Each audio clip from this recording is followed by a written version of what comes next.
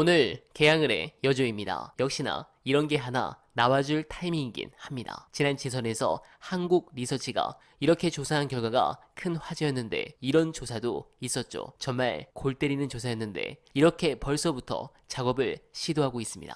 심지어 오늘 표는 나오지 않았지만 분당 을의 경우 비례정당 득표율 여론조사가 이렇게 나왔습니다. 재밌는 것은 유선 9%가 들어간 부분인데 이렇게 여조 라이팅을 통해서 우리 지지층의 사기를 떨어뜨리고 지난 지방선거처럼 낮은 투표율을 유도하는 것 같습니다. 관련해서 제가 여론조사에 대해 늘 참고하는 분이 있습니다. 이분의 분석 보시고 이어가 보겠습니다. 그냥 민주당 물어보잖아요. 지금 그 공천과 관련된 잡음 이런 게 신경 쓰이잖아요. 그런데 그 바닥 민심은 깊고 단단해요. 종합해서 전화면접에서는 우리 조사상으로는 최근 1년 동안 가장 적은 격차 3% 정도밖에 안 돼요.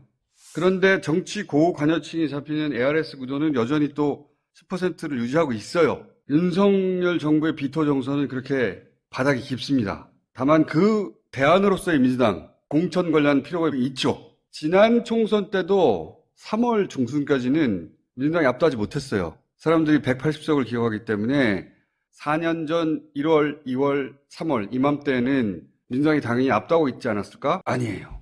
1월부터 3월 중순까지는 국민의힘, 그때는 미래통합당이었죠. 미래통합당이 지지율에 앞섰어요. 기억 안 나죠? 안 나도 돼. 그리고 3월 3주차 돼야 민주당이 앞서기 시작합니다. 선거 불과 3주, 4주 전이에요. 그러니까 지금 뉴스는 볼 필요가 없어요. 네, 이렇게 지역구를 세분화하면 민주당한테 좋은 여조가 계속 나오고 전국을 1000명 샘플로 조사하면 자꾸 보수가 가표집된 조사가 나오는 결정적 이유가 바로 표본 샘플에서 우리 지지층이 잘 잡히지 않기 때문입니다. 그러나 중요한 것은 우리 사기가 떨어지고 지난 지선처럼 패배가 확실해 보이는 선거처럼 진행된다면 충격적 결과가 나올 수 있기 때문에 민주당은 지지층의 사기를 끌어올리는 전략에 힘을 써야 될 것 같습니다. 냉정하게 저는 출구조사 전 확정되는 투표율에 따라 총선 결과가 결정될 것이라 확신합니다. 지난 총선 수준만 된다 하더라도 안정적으로 단독 과반 이상으로 하고 만약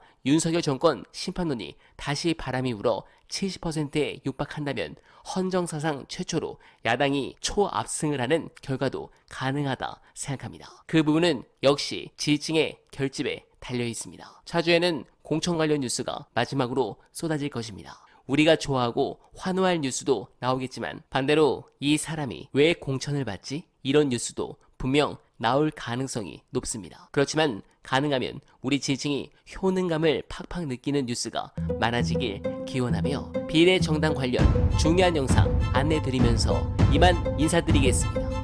비례 후보는 30명을 내겠다는 거예요. 비례는 순번이 중요합니다. 시민사회 후보자를 1번으로 배치한다고 했습니다. 그리고 교호에서 배치한다고 하니까 예를 들어 1번이 시민사회면 2번이 민주당이라고 쳐요. 3번 진보당, 4번 새진보연합이라고 칩시다. 그러면 다시 5번 시민사회, 6번 민주당 이렇게 가겠죠. 이번에 통합 비례 정당이 지금 지지율 기준이면 한 15명 정도 당선될 것 같은데 민주당 후보는 한 5명, 6명 이 정도 당선될 가능성이 높은 거예요. 시민사회 추천 후보 네 분이 나중에 입당을 할 가능성은 있긴 하겠지만 오히려 남아있으려고 할 가능성도 있습니다. 혹은 다른 야권과 다시 합당을 하거나 연합해서 별도의 하나의 교섭단체를 만들 수도 있거든요. 그러면 어떻게 해야 되겠습니까? 두 가지죠. 통합비례정당에 민주당 후보를 최대한 앞순위로 넣는 당선 우선권 순위로 넣는 것을 계속 협상을 해야 되는 게 첫 번째고 또 하나는 많이 당선되면 됩니다. 민주당 단독 과반을 만들기 위해서는 비례정당에서도 민주당이 10명 이상 당선이 돼야 되는 거예요.